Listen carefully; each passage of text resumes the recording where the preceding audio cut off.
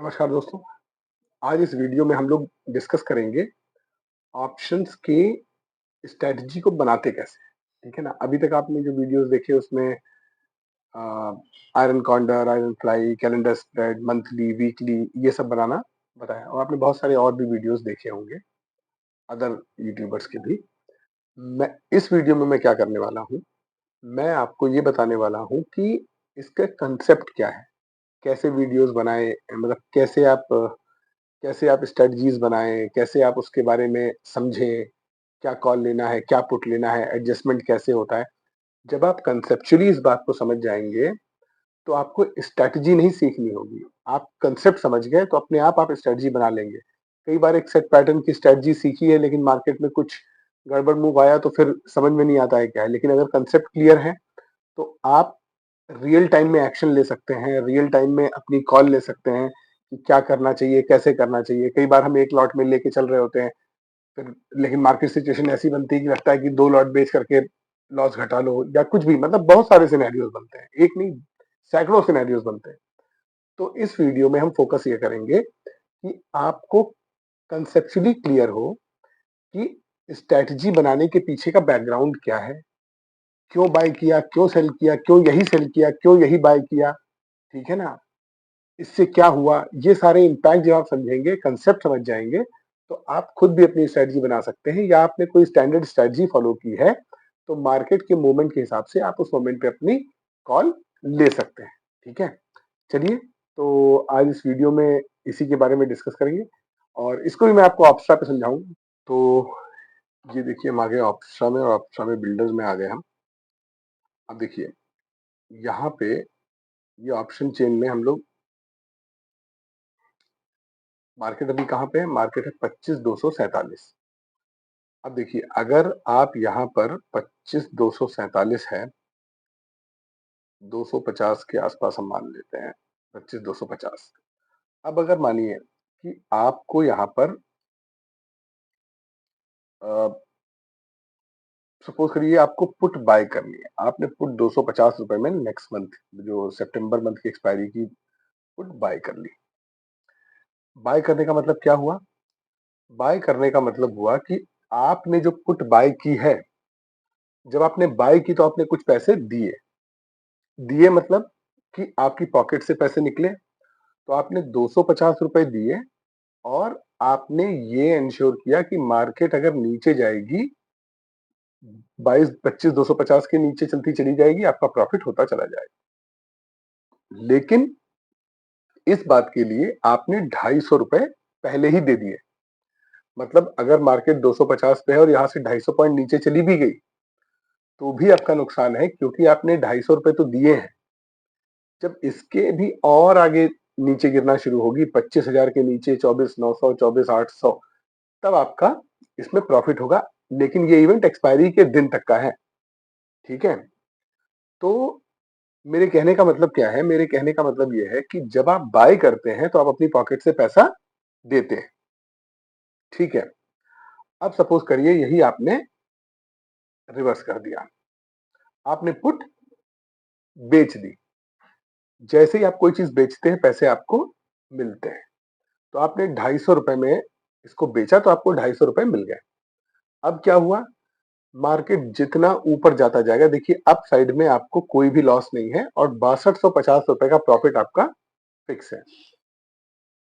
6250 रुपए क्यों, क्योंकि 250 रुपए का आपने लिया है और 25 का लॉट है, तो 6250 रुपए ही आपका मैक्सिमम प्रॉफिट हो सकता है। आप रियल वर्ल्ड में देखिए, आप किसी भी चीज को जितने में बेचते हैं उससे ज्यादा तो आपका प्रॉफिट नहीं हो सकता उस चीज में, क्योंकि उसकी कोई ना कोई बाइंग कॉस्ट भी होगी। इसमें अगर आप एक्सपायरी तक वेट करते हैं तो एक्सपायरी के दिन ये 1 रुपए का रह जाएगा, 50 पैसे का रह जाएगा, 25 पैसे का रह जाएगा। फाइनली आप इसको स्क्वायर ऑफ कर देंगे और आपका वो पैसा आपको प्रॉफिट हो गया।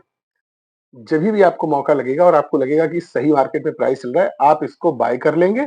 तो सेलिंग आप पहले ही कर चुके हैं, आपने बाइंग कर ली और जो जो डिफरेंस है वो आपका प्रॉफिट बन जाएगा। ठीक है। तो जब भी आप कुछ कोई भी ऑप्शन बेचते हैं तो आपको क्रेडिट मिलता है, कोई भी ऑप्शन आप बाय करते हैं तो आपसे पैसा जाता है। ठीक।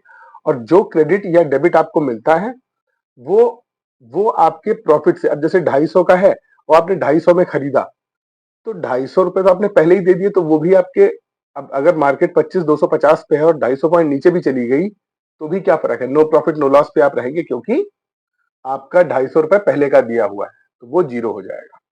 ठीक है, उसी तरीके से अगर आपने 250 रुपए में बेचा है 25,250, इसका मतलब ये है कि आपको 250 रुपए मिल गए। अब अगर यहाँ से 250 पॉइंट नीचे भी चली जाएगी तो भी आपको प्रॉफिट होगा, लेकिन वो प्रॉफिट घटता चला जाएगा, क्योंकि 250 में तो आपने खरीद, ये देखिए ये वाली जो लाइन है ये क्या बता रही है कि यहाँ से नीचे जितना भी जाएगा, जाता जाएगा जाता जाएगा जाता जाएगा, 250 पॉइंट तक घटता रहेगा और यहाँ के बाद आपका लॉस शुरू हो जाएगा। तो ये चीज आपको समझ में आ गई कि बाइंग का मतलब आपके पास से पैसे गए, सेलिंग का मतलब आपके पास पैसे आए। अब जब भी हम कोई, अब यही सेम चीज आप उसमें अप्लाई कर सकते हैं कॉल में। ठीक है, चलिए हम एक बार कॉल से भी एग्जांपल ले लेते हैं। इसको यहां से हमने रीसेट किया और हम 25,250 का हमने यहां पर कॉल 25,250 का कॉल 397 रुपीज का है, हमने बाय किया। अब देखिए आपको यहां पर आपने 397 रुपीज में बाय किया, मतलब ऑलमोस्ट 400 रुपए। तो मार्केट यहाँ पे 25,250 है, तो अगर मार्केट 25,650 के ऊपर मंथ एंड तक रही, जब एक्सपायरी होती है थर्सडे को, तो आपको प्रॉफिट होगा। ठीक है, अच्छा होता क्या है कि जैसे मान लीजिए कि मार्केट अभी जिस भी दिन ओपन हो और एकदम से 300 पॉइंट चली जाए, तो ये जो 397 वाला है ये बढ़ करके हो सकता है कि 400 का हो जाए, 500 का हो जाए, तो बायर जो होता है वो एक्सपायरी तक वेट नहीं करता है, वो तुरंत उसको बेच के अपने 100-200 जो भी मिलते हैं वो लेकर के निकल जाता है। ठीक है, क्योंकि बाइंग में क्या है कि बाइंग में आपका इवेंट अगर नहीं हुआ तो धीरे धीरे धीरे धीरे धीरे धीरे समय के साथ में ये पैसा घटता जाएगा। ठीक है, जैसे आज क्योंकि इवेंट एक मंथ दूर है, तो अभी आपको 400 रुपए मिल रहे हैं, क्योंकि क्योंकि बायर को लगता है, अभी जो भी ऑप्शन बायर है उसको लगता है कि एक महीने के अंदर 400 पॉइंट का मार्केट तो 600-700 पॉइंट चली जाएगी, तो हम तो प्रॉफिटेबल हो ही जाएंगे, इसलिए वो 400 रुपए देने को तैयार है। मान लीजिए 15 दिन बीत गया और मार्केट 100 पॉइंट मूव करी, तो क्या होगा, अब बचेंगे 15 दिन और टारगेट है 25,650। तो क्या होगा कि धीरे धीरे धीरे धीरे धीरे धीरे लोगों को लगेगा कि नहीं नहीं मार्केट लगता नहीं है 650 जाएगी, तो ये 400 का है, अब इसके कोई 200 रुपए भी नहीं देगा।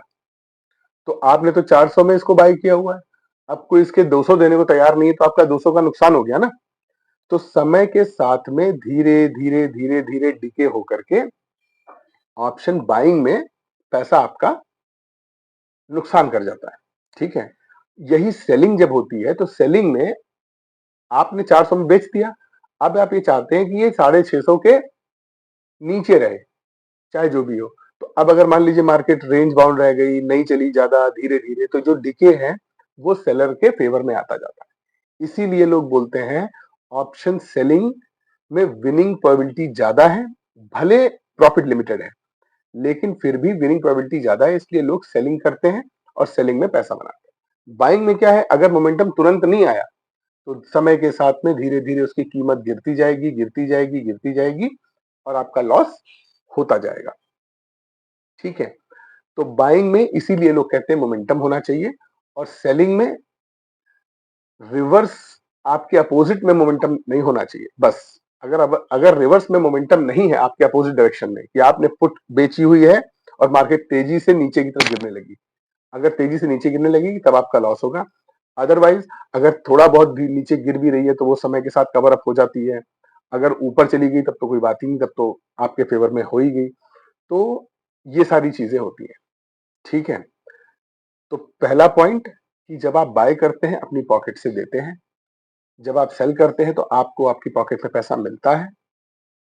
ठीक है, बाइंग में आपको प्रॉफिट अनलिमिटेड है, लेकिन समय के साथ जैसे जैसे समय बीतता है, अगर मार्केट उस डायरेक्शन में नहीं चल रही है जिस डायरेक्शन का आपने पुट या कॉल बाय, आपने अगर कॉल या पुट बाय किया, अगर मार्केट ऊपर नहीं चली तो आपका नुकसान होगा। अगर आपने पुट बाय किया है और मार्केट नीचे की तरफ नहीं चली तो आपका नुकसान होने लगेगा।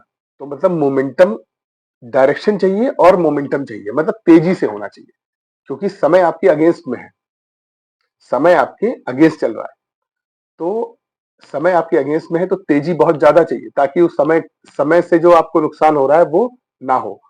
और सेलर को क्या है कि समय उसके फेवर में है, मार्केट अगर धीरे धीरे भी चले लेकिन समय बीतता चला जाए तो प्रॉफिट हो जाएगा। ठीक है, अब हम आते हैं स्ट्रैटेजी के ऊपर कि स्ट्रैटेजीज कैसे बनाई जाती है। तो हमें क्या पता है कि हम जब बेचते हैं तो पैसा हमको मिलता है, और जब हम सेल बाय करते हैं तो हमारा पैसा जाता है। तो जब भी कोई स्ट्रैटेजी आप बनाते हैं तो आपके दिमाग में ये होता है कि हमें जितना मिले उससे कम जाए, तभी आपका प्रॉफिट होगा। तो अब मान लीजिए कि आपने अभी 22,250, अभी आपने 25,250 का कॉल सेल कर दिया। ठीक है, ये आपने सेल किया। अब क्या होगा? अब ये होगा कि मार्केट जितना भी नीचे जाती जाएगी आपका प्रॉफिट होता जाएगा। ठीक है, लेकिन अगर मार्केट ने तेजी से ऊपर की तरफ का मूव दे दिया तो आपका लॉस अनलिमिटेड है, कितना भी लॉस हो सकता है। ठीक है ना? अब आप सोचिए कि अगर मार्केट जो है यहां से मान लीजिए 500 पॉइंट ऊपर चली गई, ठीक है ना, 500 पॉइंट ऊपर चली गई तो आपको 2,500 रुपए का नुकसान हो जाएगा। ठीक है, और अगर मान लीजिए चलती चली गई, मान लीजिए 1000 पॉइंट ऊपर चली गई तो आपको अच्छा खासा, मान लीजिए हम 26,000 की बात करें, अगर अभी 25,250 पे है, अगर 26,250 पे चली गई तो, अगर 26,250 पे चली गई तो आपका एक लॉट में 16-17 हजार रुपए का नुकसान हो जाएगा। ठीक है, और ऊपर चली गई तो और, तो अनलिमिटेड नुकसान हो सकता है। तो अब आप क्या करते हैं? अब आप यहां पे जाकर के आपने क्या किया, एक आपने कॉल बेची थी 250 की, आपने ऊपर जाकर के यहाँ पे 250 की बेची थी आपने, 25,500 या 25,600 की एक कॉल आपने 211 रुपए में बाय कर ली। अब क्या हुआ? अब देखिए ग्राफ बदल गया। अब आपका लॉस जो है वो फिक्स हो गया 4,000 रुपए पर, इससे ज्यादा आपका लॉस नहीं होगा चाहे मार्केट कहीं भी चली जाए। ये क्यों हुआ? क्योंकि हमने ऊपर की तरफ जाके एक कॉल बाय भी कर ली।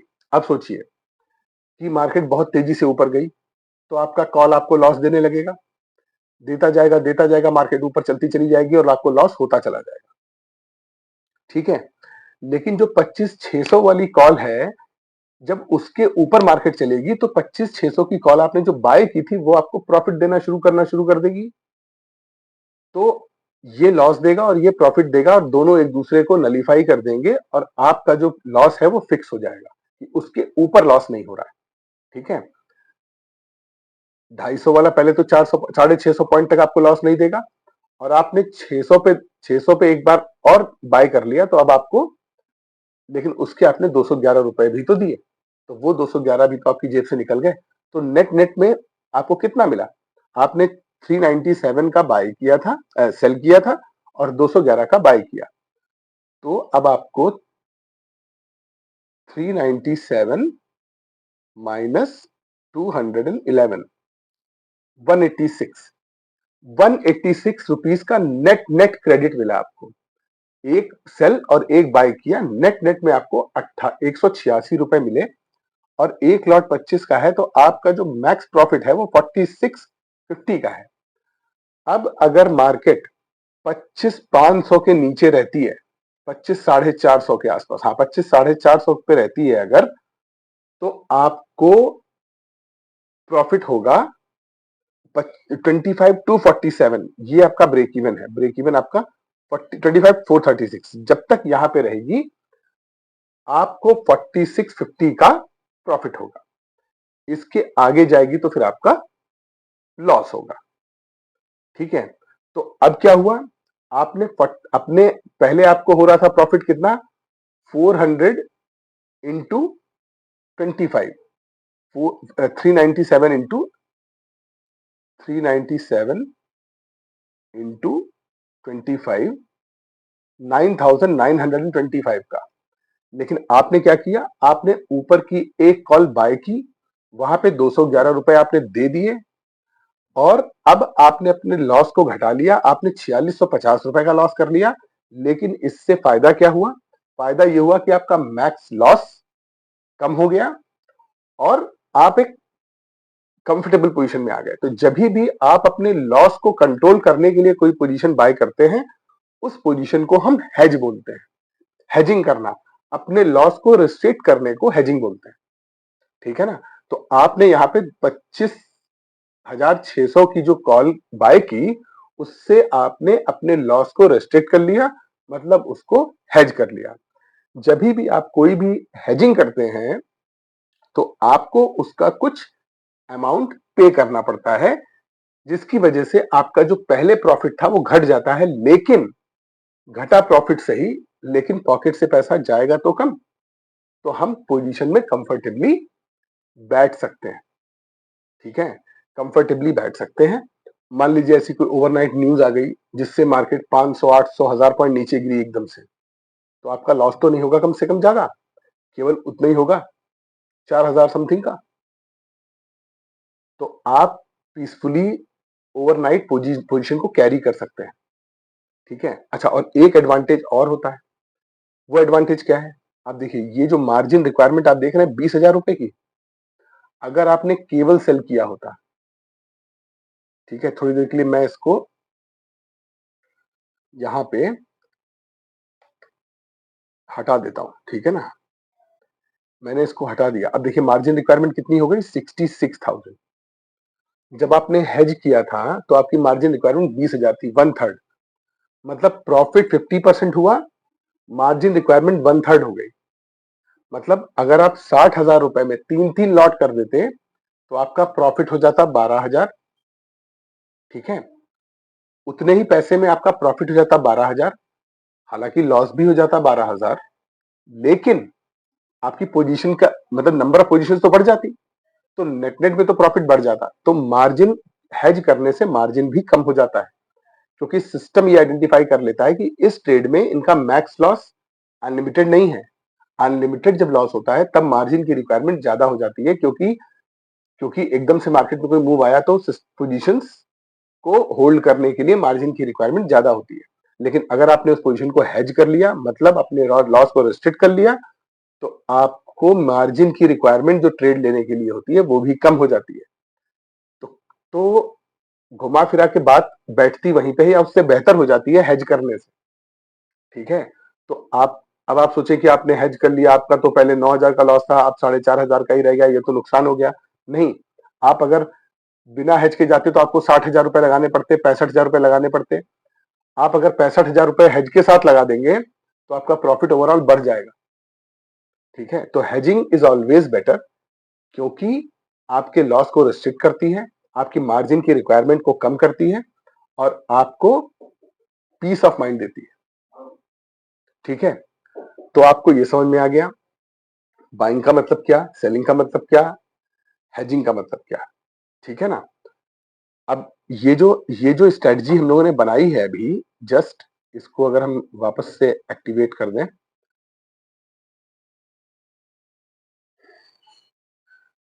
तो इसमें क्या हुआ, नेट नेट में हमने क्रेडिट लिया, तो ये कॉल क्रेडिट स्प्रेड बन गया।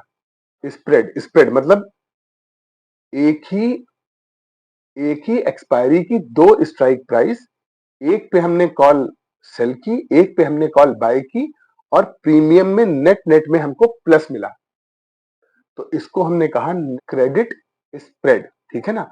और क्योंकि कॉल में है तो कॉल क्रेडिट स्प्रेड हमने हमने कॉल में बनाया है नंबर 1, हमें क्रेडिट मिला है नंबर 2, और एक ही एक्सपायरी की दो स्ट्राइक प्राइस भी है, इसलिए स्प्रेड। तो कॉल क्रेडिट स्प्रेड ये बना। ठीक है, तो ये स्ट्रेटजी बनी। ठीक है। अब अगर यही सेम चीज आप पुट के साथ करें, यही सेम चीज आप पुट के साथ करें, तो वो कहलाती है पुट क्रेडिट स्प्रेड। ठीक है। Put credit spread. लोग बोलते हैं कि मैंने क्रेडिट स्प्रेड बनाने का मतलब ये है कि आपको नेट नेट में क्रेडिट मिला है। तो जैसे ही कोई कहता है क्रेडिट, मतलब ये है कि आपने नजदीक की स्ट्राइक प्राइस को सेल किया है और दूर की स्ट्राइक प्राइस को बेचा है, तभी आपको नेट नेट में क्रेडिट मिला है। चलिए अब मैं आपको बताता हूँ डेबिट स्प्रेड। डेबिट स्प्रेड कैसे बनता है और वो कैसे प्रॉफिटेबल होता है, ठीक है ना। मैं आपको बताता हूँ डेबिट स्प्रेड। डेबिट स्प्रेड में बनाऊंगा आपको पुट से। ये ये मैंने क्रेडिट स्प्रेड बनाया था कॉल से, डेबिट स्प्रेड में आपको पुट से बना के दिखाता हूँ। देखिए मार्केट 25,250 पे है, ठीक है, 25,250। तो 25,250 या 25,200, आप कहीं पर भी 25,200 ही सही, 25,200 की मैंने पुट बाय कर ली, ठीक है। अब मैंने 25,200 की पुट बाय की और 25,000 की पुट मैंने 177 पे सेल कर दी। अब देखिए अब क्या हुआ। मैंने मैंने क्या किया, मैंने एट द मनी के पास की जो पुट थी वो मैंने बाय की। मतलब मैंने ज्यादा पैसे दिए इस बात के कि मैं बाय करूंगा और कम क्रेडिट लिया। 233 रुपए दिए और 177 रुपीज मैंने लिए। तो टोटल में 33 प्लस 23, 56 रुपीज, 56 रुपीज मैंने एक्स्ट्रा दिए। तो नेट नेट में क्या हुआ, डेबिट हुआ। 56 रुपए माइनस हुए। मैंने 233 दिए, बाइंग के समय में देता हूं तो मैंने दिए, और सेलिंग के समय मुझे मिलते हैं तो मुझे 177 मिले। तो नेट नेट में 56 रुपीज का डेबिट हुआ। अब क्या है, इसमें मेरा व्यू ये कहता है कि मार्केट में बहुत तेजी से गिरावट आएगी, ठीक है। तो गिरावट जैसे ही आएगी, मेरा ये 233 वाला जो है ये मुझे प्रॉफिट दे देगा, ये मुझे तेजी से प्रॉफिट देगा, लेकिन ये मुझे तेजी से लॉस नहीं दे पाएगा। तो 233 वाला तेजी से हो सकता है 300 हो जाए, हो सकता है 400 हो जाए, लेकिन ये 177 वाला 177 से 200 होगा, 250 होगा, ठीक है ना। तब तक मेरा डिफरेंस जो है वो बढ़ चुका होगा और मेरा पैसा बन जाएगा, ठीक है। तो अब देखिए, अब इसमें इसमें क्या हो रहा है, मार्केट अगर यहां से कितना भी ऊपर चली जाए, ठीक है, आपका नेट नेट में लॉस जो है वही 5600 जो डेबिट आपने दिया था वो आपका मैक्स लॉस था, आपने पहले ही दे दिया। अब आप इससे ज्यादा लूज नहीं करेंगे, ठीक है, आप इससे ज्यादा लूज नहीं करेंगे। अब जो आपने दे दिया, ये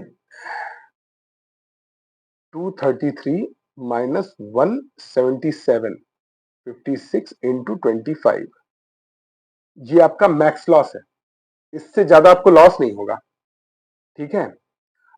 अब अगर तेजी से गिरावट आती है, मान लीजिए मार्केट यहां से गिरती चली जाए और गिर करके पहुंच जाए, सपोज करिए कि अभी जो है वो 250 पे है, मार्केट गिर के पहुंच जाए मान लीजिए 24,800 पे।